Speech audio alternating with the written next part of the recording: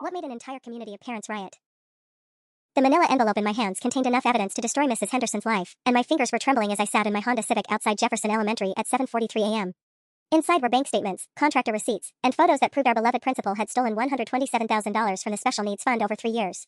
Money that was supposed to buy communication devices for nonverbal kids like my son Jake. Money that instead paid for granite countertops in her Hamptons cottage. I'd been up all night printing everything, cross-referencing dates, highlighting the most damning evidence. The final piece had come from my friend Lisa, who worked at Henderson's bank and risked her job to slip me copies of wire transfers. September 15, 2021, $8,400 transferred from Jefferson Elementary Special Education Fund to Coastal Home Renovations. The same day Jake's speech therapist told me they couldn't afford the tablet that would help him communicate because budget constraints had eliminated non-essential purchases. My 8-year-old son, who struggles to say I love you but draws me pictures of robots and dinosaurs every morning, had been robbed. They all had been robbed. Mrs. Henderson's silver BMW pulled into the principal's parking spot at exactly 7:45 a.m., just like every morning for the past 6 years. She stepped out wearing a designer coat I now knew cost more than most families here make in a month. Her perfectly styled blonde hair caught the morning sun as she waved cheerfully at the crossing guard, playing the role of caring educator while children with disabilities went without the tools they desperately needed. The sick part? Everyone loved her. Parents lined up to volunteer for her fundraisers. Teachers praised her innovative leadership. Last spring, the PTA gave her a standing ovation for stretching every dollar to help our special kids. I had clapped too, believing her lies about budget cuts and state funding issues. But 2 weeks ago, Jake's aide Mrs. Morrison let something slip during pickup. She mentioned how strange it was that the special needs budget kept getting slashed while Henderson somehow found money for new office furniture and administrative conferences in luxury hotels. That comment stuck with me through dinner, through Jake's bedtime routine, through my own restless night. I started asking questions. Quiet questions. The kind that revealed how Sammy Rodriguez still used a broken wheelchair because repairs weren't approved. How Emma Chen's communication device hadn't been updated in 3 years despite her parents' repeated requests. How the sensory room that was supposed to be built with last year's fundraising money somehow never materialized. The more I dug, the angrier I became. These weren't just numbers on a spreadsheet, these were kids who deserved every advantage, every tool, every opportunity to succeed. Kids whose parents worked double shifts and saved every penny for therapies that insurance wouldn't cover. Kids who trusted adults to advocate for them when they couldn't advocate for themselves. Henderson disappeared into the building, probably to plan another heartfelt speech about doing everything we can with limited resources. My phone showed 3 missed calls from my sister asking if I was really going through with this. She worried about retaliation, about making waves in a small community where everyone knew everyone. But looking at Jake's photo taped to my dashboard, his crooked smile and trusting brown eyes, I knew I had no choice. Some things were more important than keeping the peace. I grabbed the envelope and headed toward the school board offices. It was time to end Mrs. Henderson's reign of theft, one document at a time. The Jefferson School District offices smelled like burnt coffee and broken dreams. I'd been sitting in the waiting area for 43 minutes, watching Secretary Paula Martinez glance nervously at my manila envelope every few seconds. She'd called Superintendent Dr. Williams 3 times, each conversation more hushed than the last. "He's running late from another meeting," she said again, not meeting my eyes. "Maybe you could schedule something for next week?" I wasn't leaving. Not when I had Henderson's financial records burning a hole in my lap. Not when Jake would come home this afternoon frustrated because his communication app crashed again and the school couldn't afford to fix it. Dr. Williams finally appeared at 9:47 a.m., a tall man with silver hair and the kind of practiced smile that politicians perfected. "Mrs. Chen." "Sarah Martinez," I corrected. I'd kept my maiden name after the divorce, something that apparently didn't make it into his notes. "Of course. Paula says you have some concerns about school funding?" His tone suggested he expected another parent complaining about lunch prices or bus schedules. I followed him into his office, past walls covered with photos of him shaking hands with state officials and accepting awards for educational excellence. A brass nameplate read Dr. Marcus Williams, 12 years of service. "I need to report financial fraud," I said, placing the envelope on his mahogany desk. "Principal Henderson has been stealing from the special needs program." His practiced smile faltered for just a second. "That's quite an accusation, Mrs. Martinez. I hope you understand the seriousness of $8,400 on September 15, 2021. I opened the envelope and spread out the bank statements. $12,000 on November 3rd. Another $6,000 right before Christmas. All transferred from the special education fund to pay for renovations on her vacation property." Dr. Williams picked up the documents, and I watched his face carefully. I expected shock, maybe anger, possibly gratitude that I'd brought this to his attention. Instead, I saw something else entirely, recognition. He knew. "Where did you get these?" His voice had dropped to barely above a whisper. "That doesn't matter. What matters is, this is highly confidential financial information." He set the papers down like they might catch fire. "Obtaining these illegally could result in serious legal consequences for you." My stomach dropped. This wasn't going how I'd imagined. "Are you threatening me?" "I'm protecting you from making a terrible mistake." Dr. Williams leaned back in his leather chair. "Mrs. Henderson is a valued administrator who has served this district with distinction. These allegations could destroy not just her career, but impact funding for all our programs. She stole money from disabled children. You have bank statements that show fund transfers. That's not the same thing as theft." His tone had shifted completely, no more politeness, no more concern. "There are complicated budget reallocations that parents wouldn't understand. Moving money between accounts for efficiency purposes." I stared at him, pieces clicking into place. "You knew. You've known all along. I know that accusing a respected principal of embezzlement based on stolen bank records could result in a very messy situation for everyone involved." He leaned forward. "Including your son." The threat hung in the air like poison gas. My hands started shaking, but not from nerves this time. from pure rage. Are you suggesting that my child's education could be affected if I pursue this? I'm suggesting that families who create disruption in our district often find that accommodations become more difficult to arrange. IEP meetings get delayed. Special services face unfortunate budget cuts. It would be a shame if Jake lost his aide position due to restructuring. They weren't just covering up Henderson's theft. They were willing to punish the most vulnerable kids to protect their conspiracy. I gathered my evidence and stood up slowly. This conversation isn't over. But as I walked out, I realized everything had just changed. This wasn't about one corrupt principal anymore. This was war. The parking lot felt different when I walked back to my car, like the whole world had shifted while I was inside those offices. My hands were still shaking as I fumbled with my keys, Dr. Williams' threat echoing in my head. Families who create disruption often find that accommodations become more difficult to arrange. I sat in my Honda for 20 minutes, staring at the evidence scattered across my passenger seat. Bank statements, contractor receipts, transfer records, all proving Henderson's guilt, and apparently all worthless against a system designed to protect itself. My phone buzzed. Text from Jake's aide, Mrs. Morrison. Jake had a great morning. Used his communication app to ask 3 different questions during story time. So proud of him. That's when something crystallized inside me. These people thought they could threaten my son, threaten all our children, to keep their dirty secret buried.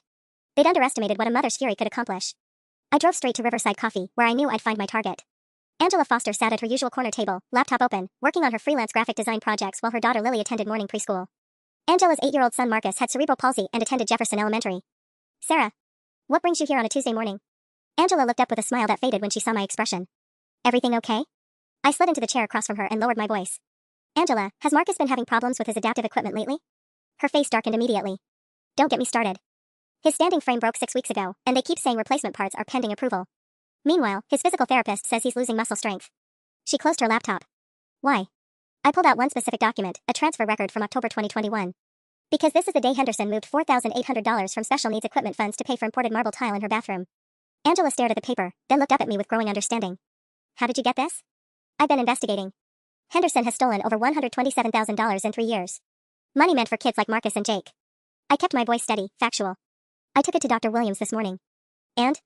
He threatened to have Jake removed from his programs if I don't stay quiet. Angela's coffee cup hit the table with a sharp clink. They threatened Jake? Your son who's been making so much progress? That's when I realized something. They're counting on us staying isolated, staying quiet. One parent making noise is a problem they can squash. But what if it wasn't just one parent? I watched Angela's expression shift from shock to calculation to something that looked a lot like a rage burning in my chest. Marcus has been struggling for 6 weeks because Henderson wanted fancy tile, she said slowly. And they think they can silence us by threatening our kids. Exactly. But here's what they don't know. I've identified every family affected. The Rodriguez's with Sammy's wheelchair.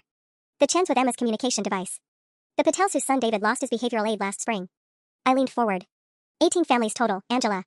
18 families who've been told their children matter less than Henderson's vacation home. Angela pulled out her phone. What do you need from me? Help me reach them. Quietly. One by one. Document everything we've all experienced, every denial, every delay, every broken promise. My voice grew stronger with each word. And then we coordinate. No more individual complaints they can dismiss. No more quiet conversations they can threaten away. You're talking about organizing a group action. I'm talking about showing them what happens when you mess with the wrong parents. I stood up, gathering my evidence. The next school board meeting is Thursday, November 2nd. Public comment period starts at 7 p.m. Angela smiled for the first time since I'd sat down. Sarah Martinez, I think you just declared war. She was right. And this time, we were going to win. The next 3 days became a blur of secret meetings and whispered phone calls. Angela and I moved through our community like underground resistance fighters, carefully approaching each affected family with our evidence and our plan. The Rodriguez's were our second recruit. When I showed Maria the bank transfer dated March 8th, $3,200 moved to administrative consulting the same week Sammy's wheelchair repair was denied, she started crying right there in the Walmart parking lot. 7-year-old Sammy has been using a backup chair that's 2 sizes too small, she whispered, glancing around like Henderson might materialize between the shopping carts. His back hurts every day, but they said the district couldn't justify the expense of fixing his regular chair. By Thursday afternoon, we had 11 families committed. Each one brought their own horror story. The Chen showed me emails where Henderson personally denied Emma's communication device upgrade, sent from her phone while she was literally at a luxury spa weekend that our stolen money had funded. The Patels had documentation proving David's behavioral aid was cut the same day Henderson paid $2,800 for educational conference expenses that turned out to be a wine tasting tour in Napa. But it was the Williams family that nearly broke me. Janet Williams sat in her kitchen, her 6-year-old daughter Sophie coloring quietly at the table. Sophie had Down syndrome and was nonverbal, communicating through a combination of signs and picture cards that were falling apart from overuse. They promised us an updated communication board last Christmas, Janet said, her voice barely audible. Sophie's been using the same pictures for 2 years. Half of them don't even reflect her interests anymore. She's moved on from Dora the Explorer, but we still don't have current character images that might motivate her to communicate. I showed her the December 22nd transfer, $1,800 moved to supply procurement that actually paid for Henderson's holiday party catering. Sophie could have had a brand new communication system for half that amount, Janet whispered. That's when Sophie looked up from her coloring and signed something to her mother. She's asking why I'm sad, Janet translated, wiping her eyes quickly. I knelt down beside Sophie's chair. She had the same trusting brown eyes as Jake, the same innocent smile that believed adults would always protect her. The same vulnerability that Henderson had exploited for 3 years. "We're going to fix this," I told Sophie, knowing she couldn't understand the words but hoping she could sense the determination behind them. "We're going to make sure you get everything you need." By Friday evening, our secret group text chain had grown to include 14 families. We'd established our strategy. Each family would document their specific losses, correlating them with Henderson's theft timeline. Angela was designing presentation boards that would show the stark contrast between Henderson's luxury purchases and our children's unmet needs. But it was Maria Rodriguez who suggested our masterstroke. "What if we bring the kids?" she texted. "Not to speak, we don't want to traumatize them. But so the board members have to look at who they've been betraying." The thought terrified me and energized me simultaneously. Sammy in his too-small wheelchair. Emma clutching her outdated communication device. Sophie with her worn picture cards. Jake trying to navigate a world that was supposed to support him but had instead robbed him blind. My phone rang at 11:43 p.m. Unknown number. "Mrs. Martinez? This is Dr. Williams. I think we should have another conversation before Thursday's board meeting. There might be scholarship opportunities for Jake that we haven't discussed." I hung up without saying a word. They were scared. And they should be. Saturday morning brought an unexpected complication that made my blood run cold. I was making Jake's breakfast when my phone rang. Caller ID showed Jefferson Elementary. "Sarah? It's Mrs. Morrison, Jake's aide." Her voice was shaky, upset. "I need to tell you something, but not over the phone. Can you meet me at Riverside Park in an hour? And don't bring Jake." The playground was nearly empty when I arrived, just a few joggers and dog walkers enjoying the crisp October air. Mrs. Morrison sat on a bench near the swings, clutching a coffee cup like it was a lifeline. I'd never seen her look so pale. "They know," she said before I could even sit down. "Henderson knows you've been organizing parents." My stomach plummeted. "How?" "Yesterday after school, she called me into her office. Started asking strange questions about my interactions with parents, whether anyone had been asking about budget issues or equipment problems." Mrs. Morrison's hands trembled slightly. Then she said something that made me sick. She said she hoped I wasn't sharing confidential student information with disruptive families who might misinterpret the district's financial decisions. Did she specifically mention me? She didn't have to. She knew, Sarah. She knew exactly what she was implying. Mrs. Morrison finally looked at me directly. Then Dr. Williams showed up. They had a 20-minute conversation behind closed doors, and when she came out, she told me that Jake's aide position might be restructured after the semester break due to budgetary constraints. The threat hit me like a physical blow. Jake had made so much progress with Mrs. Morrison's support. She understood his communication patterns, knew how to redirect his anxiety, celebrated every small victory. Losing her would devastate him. "There's more," she continued. "I overheard Henderson on the phone with someone, might have been a lawyer. She was talking about harassment by unstable parents and protecting district assets from false accusations. Sarah, I think they're planning to discredit you before Thursday's meeting." My mind raced through possibilities. Character assassination was the oldest trick in the corruption playbook. When you couldn't attack the evidence, you destroyed the messenger's credibility. "What exactly did you hear?" "Something about your divorce records, your employment history. Henderson mentioned that desperate single mothers sometimes fabricate problems to get attention or financial settlements." Mrs. Morrison's voice was bitter. "She's going to paint you as unstable, vindictive, maybe even suggest you falsified the bank records." I thought about the other families we'd recruited. Would they stand firm if Henderson managed to make me look like a delusional troublemaker? Or would they retreat to protect their own children? "There's something else you need to know," Mrs. Morrison said quietly. "I wasn't supposed to see this, but Henderson left her computer unlocked yesterday. She's been documenting every parent complaint for the past 2 years. Every request for equipment, every question about funding, every mention of budget problems. She has a file on anyone who's ever challenged a decision. She's been building cases against us? Worse. She's been identifying threats. Your name was highlighted in red, Sarah. So was Angela Foster's and Maria Rodriguez's." Mrs. Morrison stood up abruptly. "I could lose my job for telling you this, but these kids deserve better. Jake deserves better." I watched her walk back toward her car, shoulders hunched with the weight of what she'd revealed. Henderson wasn't just a thief, she was a strategist who'd been preparing for this confrontation long before I'd stumbled onto her crimes. My phone buzzed with a text from Angela, "Emergency meeting tonight. My house, 8 p.m. We have a problem." I had a sinking feeling that Mrs. Morrison's warning was just the beginning of Henderson's counterattack. Thursday's board meeting was still 4 days away, but the real battle had apparently already begun. Angela's living room had been transformed into a war room. 8 parents sat scattered across couches and chairs, their faces grim in the lamplight. Evidence folders were stacked on the coffee table next to lukewarm pizza that nobody was eating. The energy felt different from our previous meetings, less hopeful determination, more desperate resolve. "We have a bigger problem than Henderson knowing about us," Angela announced without preamble. "Show them, Tom." Tom Patel, David's father, looked like he'd aged 5 years since our last meeting. He pulled out his phone with shaking hands. "I got a call this afternoon from my supervisor at Morrison Tech. Someone contacted HR claiming I'd been using company resources to harass school officials and steal confidential financial documents." My blood turned to ice. "What did you tell them?" "The truth, that I'd never contacted any school officials through work, never used company equipment for anything personal. But they're opening an investigation anyway. If they find cause, I could be terminated." Tom's voice cracked slightly. "We just bought a house. David's therapies cost $800 a month. I can't afford to lose this job." Janet Williams spoke up from the corner chair, her voice barely audible. "Mark got a similar call at the bank where he works. Someone reported suspicious activity regarding potential financial fraud investigation and suggested he might be involved in identity theft." The room fell silent except for the tick of Angela's grandfather clock. Henderson wasn't just defending herself, she was systematically attacking our livelihoods. "There's more," Angela said grimly. Maria, tell them about your visit. Maria Rodriguez looked like she'd been crying. Child Protective Services showed up at our house this morning. Said they'd received an anonymous report about Sammy's care, specifically that we were neglecting his mobility needs and refusing appropriate medical equipment for him. My mouth fell open. They're using CPS as a weapon? The caseworker was actually very nice once she saw Sammy's medical records and realized we'd been fighting the school for equipment repairs, not refusing them. But she had to file a report anyway. It'll be in our family's permanent record. Maria's hands clenched into fists. They made us feel like criminals for advocating for our son. Angela pulled out a legal document. And this morning, I received a cease and desist letter from Henderson's attorney. Claims I'm leading a coordinated harassment campaign and defaming district personnel through malicious conspiracy to spread false information. I stared at the official letterhead, the threatening legal language designed to intimidate parents into silence. She's escalating faster than we expected. It gets worse, Tom said quietly. I did some digging through my tech contacts. Someone's been running background checks on all of us. Deep ones. Credit reports, employment history, divorce records, even traffic citations. The implications hit me like a truck. They were building ammunition for character assassination, looking for anything that could make us appear unstable, vindictive, or untrustworthy. So what do we do? Janet asked. Tom could lose his job. Maria has CPS breathing down her neck. Angela's being threatened with lawsuits. Are we supposed to just let Henderson destroy us one by one? I thought about Mrs. Morrison's warning, about Jake's trusting smile, about Sophie's worn picture cards. About Henderson's silver BMW parked in that principal's spot every morning while disabled children went without basic necessities. No, I said firmly. We accelerate everything. They're attacking us because they're terrified. That means we're winning. Angela leaned forward. What are you thinking? Thursday school board meeting is too late. They'll have more time to sabotage our families, destroy our credibility, maybe even plant evidence to make us look crazy. I stood up, pacing to the window.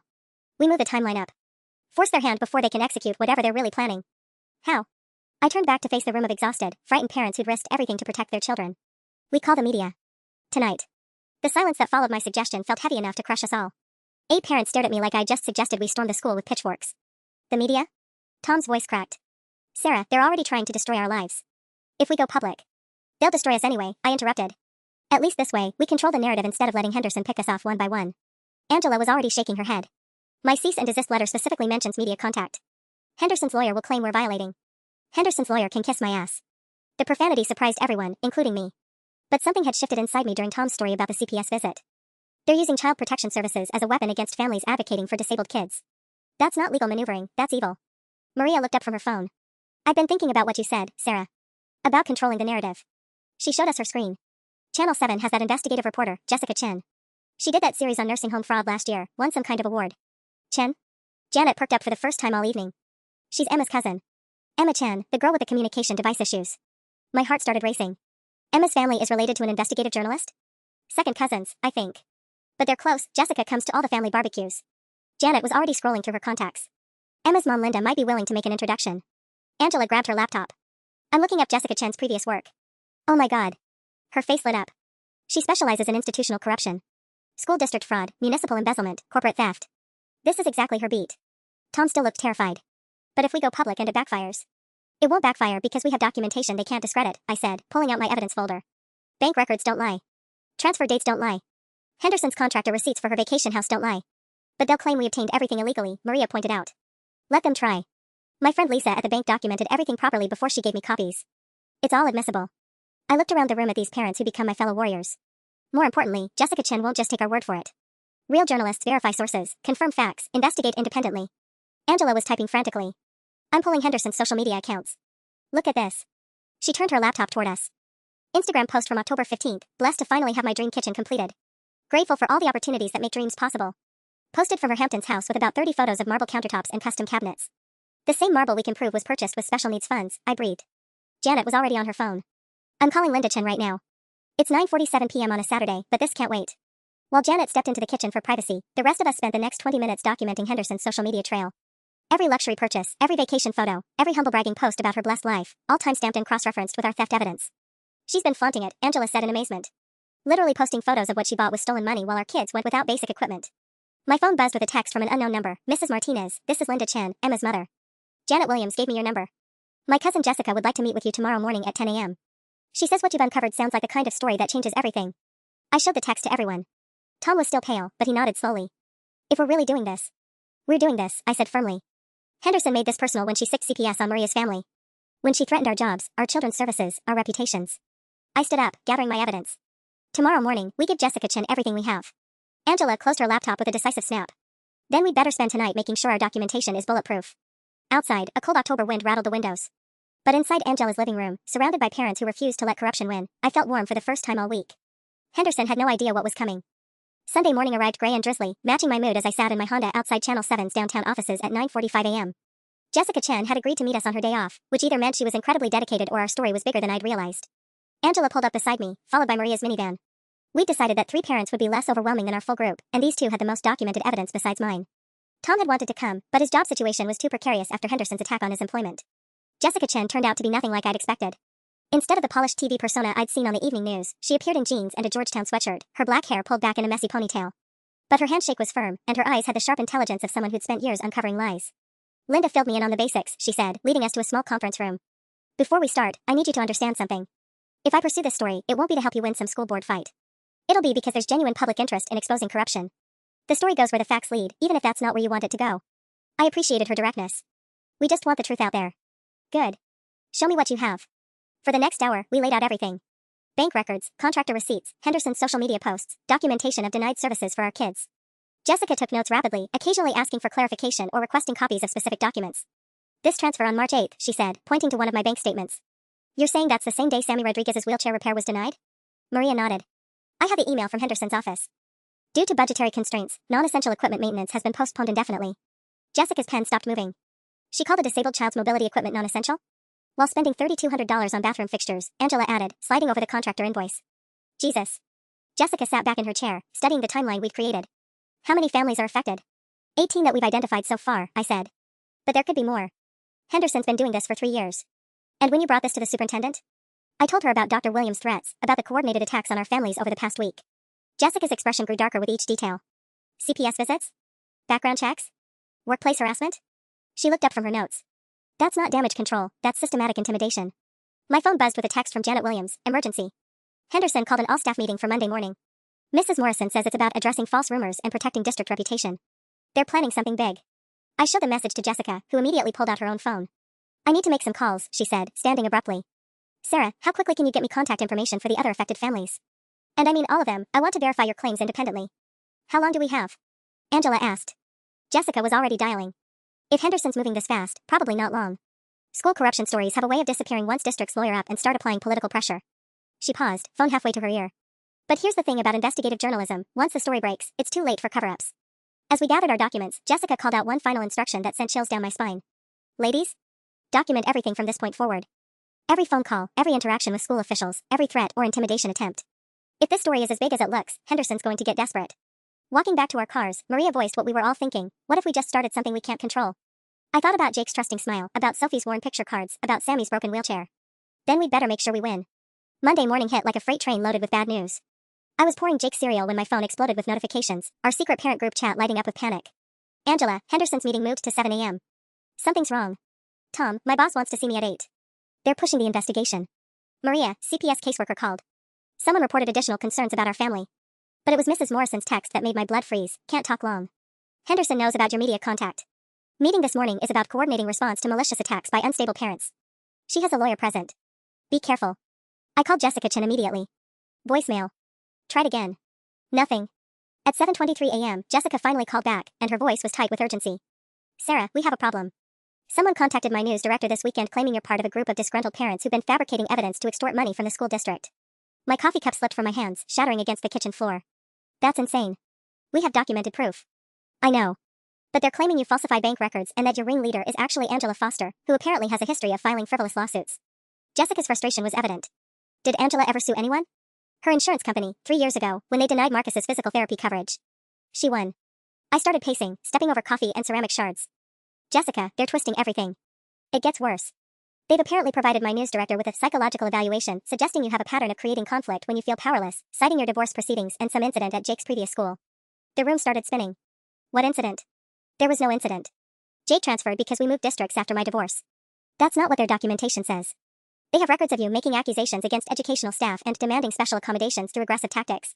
Jessica paused. Sarah, someone's been building a case against you for a long time. I thought about Henderson's files on parent complaints, her highlighted list of potential threats. She's been planning this. The good news is that fabricated psychological profiles and character assassination are exactly the kind of tactics corrupt officials use when they can't discredit evidence. It actually makes me more convinced your story is legitimate. Jessica's voice grew determined. The bad news is that my news director is spooked. He's putting the investigation on hold pending verification of source credibility. Through my kitchen window, I could see parents dropping kids off at Jefferson Elementary. Normal families having normal Monday mornings while my world collapsed around me. Jake sat at the breakfast table, happily eating cereal and drawing robots, completely unaware that his mother was being systematically destroyed by the woman who was supposed to protect him. How long do we have before they completely discredit us? Maybe 48 hours. Henderson's smart, she's giving just enough time for doubt to spread through the parent community before she makes her final move. Jessica's typing was audible in the background. But Sarah, I've been reviewing your evidence all night. The bank records are solid. The timeline correlations are undeniable. This isn't fabricated. Then what do? We go nuclear. I'm calling in favors with investigators at the state level, contacting the district attorney's office directly. If Henderson wants to play dirty, we'll show her what real investigation looks like. My phone buzzed with another group text from Angela, emergency meeting tonight. My house. 8 p.m. Everything depends on what we decide next. I looked at Jake, still drawing peacefully at the kitchen table. By tonight, we'd either be planning our final assault or preparing to surrender. Henderson had just made her biggest mistake. She'd underestimated how far a group of desperate parents would go to protect their children. Monday night's emergency meeting felt like a funeral wake. Only 6 parents showed up. Half our original group had quietly disappeared after Henderson's character assassination campaign reached their employers and families. The missing faces spoke volumes about the fear she'd successfully weaponized against us. Angela's living room looked like a hurricane had hit it. Legal documents scattered across every surface, laptops open to news articles about similar corruption cases, and a whiteboard covered in timelines that now felt like evidence in our own prosecution. The pizza boxes from Saturday's hopeful planning session still sat on the counter, a stark reminder of how quickly everything had unraveled. Tom's out, Angela announced without preamble. His company put him on administrative leave pending their investigation. He can't risk losing his job with David's medical expenses. Maria slumped deeper into the couch. Janet and Mark Williams are done too. After the CPS visit, they're terrified of drawing more attention to their family. They just want Sophie to finish the school year without being targeted. I counted the remaining faces: Angela, Maria, Linda Chen, Emma's mother, David Kim, whose son Alex had been denied occupational therapy equipment, and Beth Santos, whose daughter Maya lost her reading specialist last spring. 6 parents out of 18. Henderson's intimidation tactics were working perfectly. There's something else, Linda said quietly. My cousin Jessica called this afternoon. The district attorney's office won't touch our evidence. My stomach dropped. Why not? Apparently, Dr. Williams contacted them Friday with a heads up about a group of parents who were making false accusations to cover up their own illegal activities. Linda's voice was bitter. They positioned us as the criminals, Sarah. We're the ones who allegedly stole bank records and falsified documents. David Kim, who'd been silent all evening, finally spoke up. My lawyer looked at Henderson's cease and desist letter. He says if we proceed with any public accusations, she can sue us individually for defamation. We're talking about losing our homes, our savings, everything. The weight of what we triggered was crushing. In trying to protect our children, we painted targets on every family willing to stand up. Henderson hadn't just stolen money, she'd stolen our power to fight back. So we just give up? Beth asked, her voice barely audible. Maya hasn't had a reading specialist in 8 months. She's falling further behind every day because Henderson needed granite countertops. I pulled out my phone and scrolled through photos of Jake from the past year. His first successful use of the communication app that kept crashing. His proud smile when Mrs. Morrison helped him join group reading time. His frustrated tears when equipment failures left him unable to express himself. There's still one option, I said slowly. The nuclear option Jessica mentioned. Angela looked up from her legal documents. What are you thinking? Thursday's school board meeting is still happening.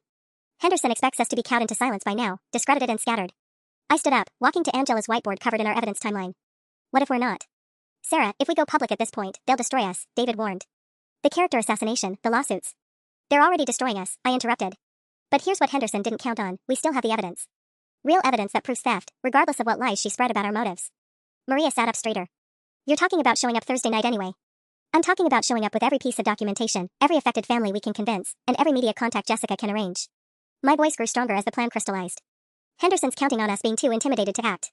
She's probably already prepared her victory speech about overcoming false accusations from troubled parents. Linda pulled out her phone. Jessica said something yesterday about state education reporters who might be interested if local media won't touch it. And I still have Mrs. Morrison as a witness, I added. An insider who can verify the timeline and confirm Henderson's knowledge of the fund misappropriations. Beth looked around the room at our depleted group. 6 parents against the entire district administration? I thought about Jake's trust, about Sophie's worn picture cards, about every child who'd been robbed while Henderson lived in luxury. 6 parents who refused to let corruption win. Tuesday morning brought a revelation that changed everything. I was dropping Jake off at school when Mrs. Morrison intercepted me in the hallway, her face pale with urgency. Sarah, we need to talk. Now. She glanced around nervously. Not here. Meet me at the Starbucks on Maple Street in 20 minutes. 23 minutes later, I found her hunched over a corner table, clutching a manila envelope like her life depended on it. Henderson made a mistake yesterday, she whispered. A big one. She slid the envelope across the table. Inside were photocopies of internal emails, budget reports, and what looked like Henderson's personal calendar from the past 6 months. How did you? She asked me to clean out her office filing cabinet yesterday after the staff meeting. Said she was reorganizing for efficiency, but I think she was trying to destroy evidence before your Thursday meeting. Mrs. Morrison's hand shook slightly. She threw away a whole box of documents. I retrieved them. My eyes widened as I scanned the pages. Email chains between Henderson and Dr. Williams dating back 18 months. Budget modification requests that had been rubber-stamped without board approval. And most damning of all, Henderson's personal calendar showing home renovation consultations and contractor meetings scheduled during school hours, paid for with district credit cards. Look at March 15th, Mrs. Morrison pointed to a calendar entry. Henderson took a personal day to meet with her kitchen designer. But the district paid for her substitute teacher, her mileage reimbursement, and a $400 educational consultation fee that went straight to the design firm. I found the corresponding bank transfer in my evidence pile. March 15th, $2,200 moved from professional development funds to Morrison Home Designs. The same day 3 special needs families were told their children's therapy sessions were being reduced due to budget shortfalls. Mrs. Morrison, this proves intent. She wasn't just moving money between accounts, she was deliberately using district resources for personal expenses. There's more. She pointed to an email chain from last September. Henderson requested emergency budget modifications to cover unexpected facility maintenance costs. Dr. Williams approved moving $15,000 from special education programs without board notification. The email thread showed Henderson's justification: critical infrastructure repairs required immediately to maintain safe learning environment. But her calendar for that week showed appointments with landscape architects and pool contractors for her vacation property. $15,000, I breathed. That's more than the annual budget for assistive technology for the entire special needs program. Mrs. Morrison nodded grimly. That money was supposed to buy communication devices, sensory equipment, mobility aids. Instead, Henderson used it to install a hot tub and decorative garden lighting. I photographed every document with my phone, cross-referencing dates with our existing evidence timeline. The pattern was even more extensive than we'd realized. Henderson hadn't just stolen from one fund, she'd systematically raided every special education budget line for 3 years. Why are you risking your job for this? I asked. Mrs. Morrison was quiet for a long moment, staring at her coffee. Because yesterday morning, Henderson told me that Jake's aide position was being restructured effective immediately after Thursday's board meeting. She said families who create disruption need to understand there are natural consequences for their children's services. My blood turned to ice. She's targeting Jake directly now. Not just Jake. Every child whose parents have supported your investigation. She pulled out her phone, showing me a staff memo dated Monday evening. Henderson distributed new budget efficiency guidelines that specifically target services for students whose families have been uncooperative with district policies. The memo was disguised as routine cost-cutting measures, but the implications were crystal clear. Children of rebellious parents would lose services first. She's holding our kids hostage, I whispered. That's when I knew I had to act. Mrs. Morrison gathered the documents. Sarah, with this evidence, you can prove criminal intent. This isn't accounting irregularities anymore. This is fraud, embezzlement, and retaliation against disabled children. I called Jessica Chen from the parking lot. When I told her what we'd uncovered, her response was immediate: I'm driving to the state capitol this afternoon. These documents prove federal law violations. Henderson just escalated this from local corruption to a civil rights case. Wednesday was going to be very interesting. Wednesday morning arrived with the kind of clarity that comes before a storm. I was sitting at my kitchen table, reviewing Mrs. Morrison's evidence for the 100th time, when my phone rang at 6:47 a.m. The caller ID showed Jefferson Elementary, but it wasn't Mrs. Morrison's voice on the other end. Mrs. Martinez? This is Principal Henderson. Her tone was sickeningly sweet, the same voice she used during PTA presentations about supporting our special children. I was hoping we could have a conversation before tonight's board meeting. Clear the air, so to speak. My hand tightened around the phone. I think we've said everything we need to say through official channels. Oh, but I don't think we have. The sweetness evaporated instantly. You see, I've been made aware of some very serious allegations being spread by a small group of troubled families. Accusations that could damage not just my reputation, but the entire district's ability to serve students effectively. I stayed silent, letting her dig her own grave. The thing is, Sarah, may I call you Sarah, when parents make false claims about financial irregularities, it triggers mandatory state audits. Those audits cost taxpayers hundreds of thousands of dollars and often result in program cuts that hurt the very children these parents claim to be protecting. The manipulation was breathtaking. She was literally arguing that exposing her theft would hurt kids more than letting her continue stealing from them. Here's what I'm prepared to offer, Henderson continued, her voice taking on a businesslike tone. A full review of Jake's educational plan with guaranteed service enhancements. Premium assistive technology, additional therapy sessions, even private tutoring if needed. All fully funded through Creative Budget Solutions. She was trying to bribe me with stolen money. In exchange, you simply acknowledge that your concerns were based on misunderstandings about complex budget procedures. No harm, no foul, and your son gets services that most families can only dream of. And the other families? I asked quietly. Similar accommodations can be arranged for any family willing to move forward constructively. Her pause was loaded with implication. Of course, families who choose to remain disruptive may find that their children's needs become increasingly difficult to accommodate within our limited resources. The thread was crystal clear: take the bribe and betray the other families, or watch Jake suffer the consequences. I need to think about this, I said, buying time. Of course. But Sarah? Tonight's board meeting would be an excellent opportunity to demonstrate your commitment to Jake's future. 7 o'clock public comment period. I do hope you'll make the right choice for your son. The line went dead. I immediately called Jessica Chen, who answered on the first ring. She just tried to bribe me, I said without preamble. Offered enhanced services for Jake in exchange for recanting our allegations at tonight's meeting. Did you record it? No, damn it. I wasn't expecting. It's okay. Call her back. Tell her you're interested but want details in writing. Say you need documentation for your own protection. Jessica's voice was sharp with excitement. If she's desperate enough to offer bribes, she might be stupid enough to create evidence of it. At 10:15 a.m., I called Henderson's office and left a carefully worded message with her secretary. Please tell Mrs. Henderson that I'd like to discuss her offer from this morning, but I'll need written documentation of the proposed service enhancements for my records. The callback came 47 minutes later.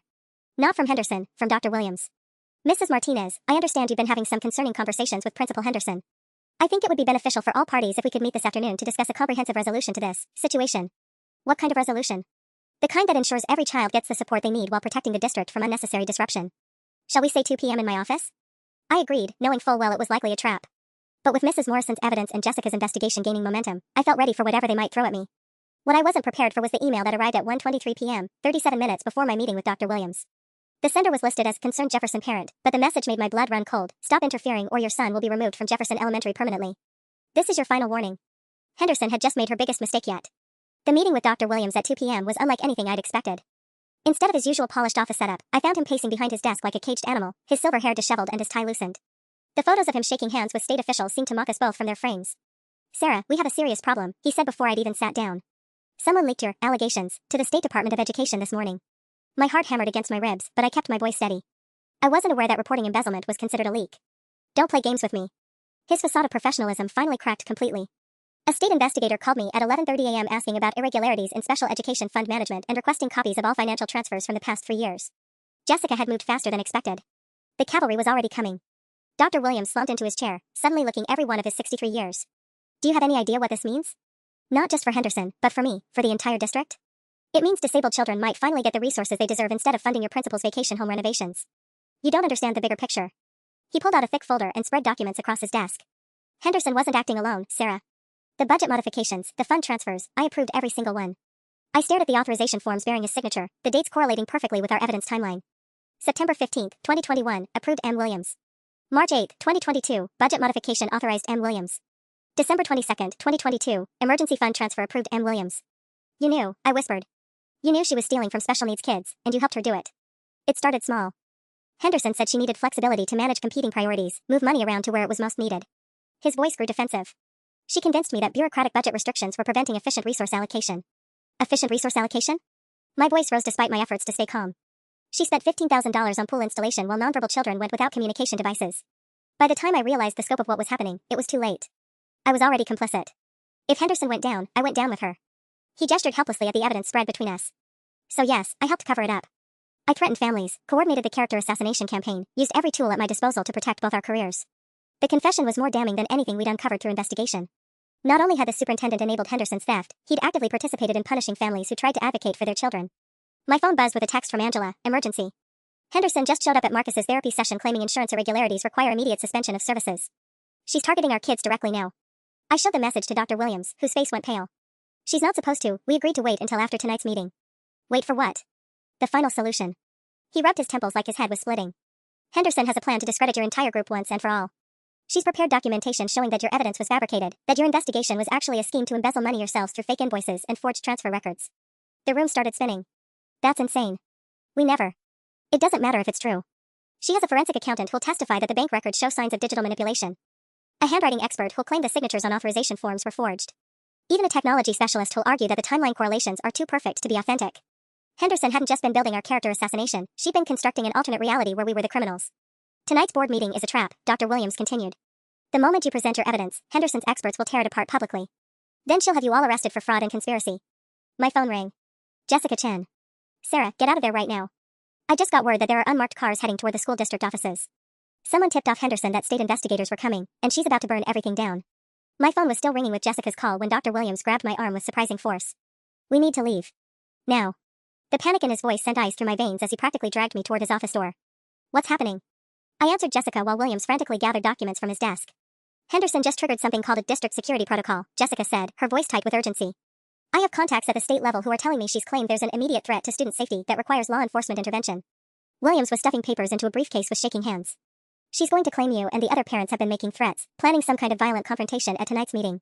It's all fabricated, but it gives her justification to have you arrested before you can present any evidence.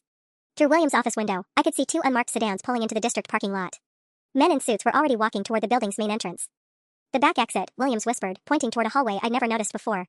My car is in the staff lot. If they detain you now, Henderson wins everything. I followed him through a maze of administrative corridors, my mind racing. Jessica, are you still there? I'm here. Sarah, I need you to get to Channel 7 immediately. We're moving up our timeline, I'm going live at 5 p.m. with everything we have. Henderson can't suppress a story that's already broadcast. We burst through the back exit just as I heard voices echoing from the main lobby behind us. Williams' hands fumbled with his car keys as footsteps approached the building we just escaped. Get in, he hissed, starting his Toyota Camry with trembling fingers. As we pulled out of the staff parking lot, I saw uniformed officers entering the building through the front doors. My phone exploded with notifications from our parent group chat. Angela, police at my door. They have a warrant for evidence tampering. Taking my laptop. Maria, CPS just removed Sammy from school. Emergency custody review. This can't be happening. Linda, they arrested David Kim at his workplace. Fraud charges. The scope of Henderson's final assault was breathtaking. She wasn't just discrediting us, she was systematically destroying our families while we scrambled to respond.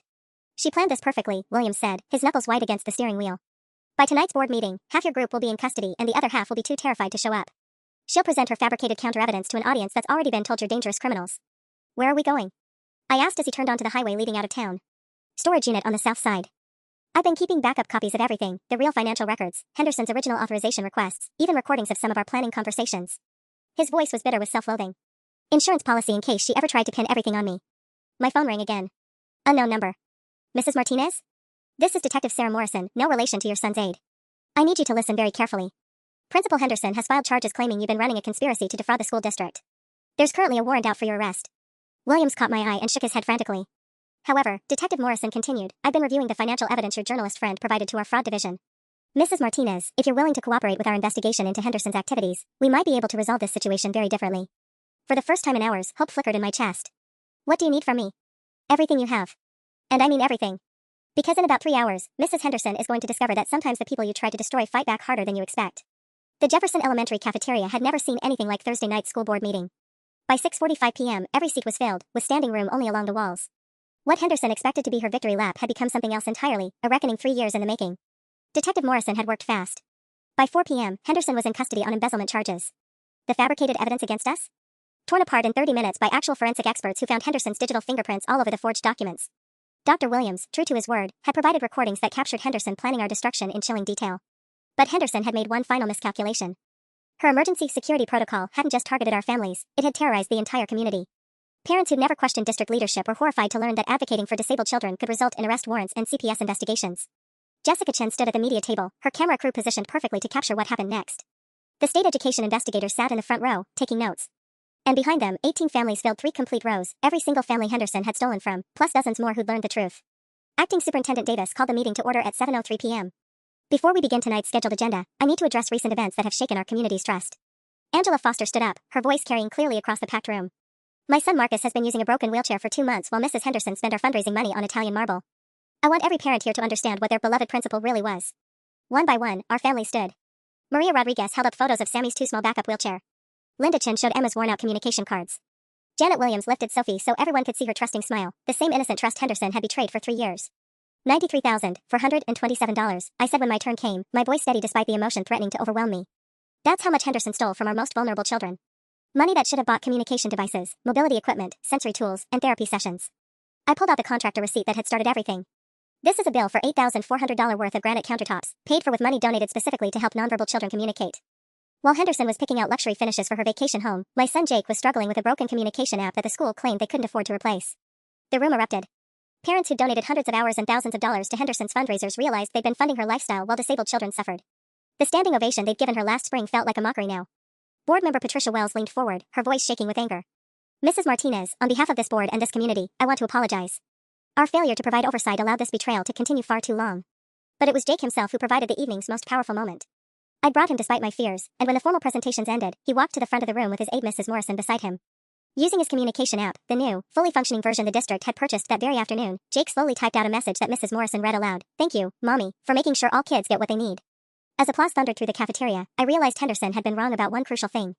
She believed that parents would choose individual safety over collective justice, that fear would triumph over love. She'd never understood the fury of mothers protecting their children. And that fury had just changed everything.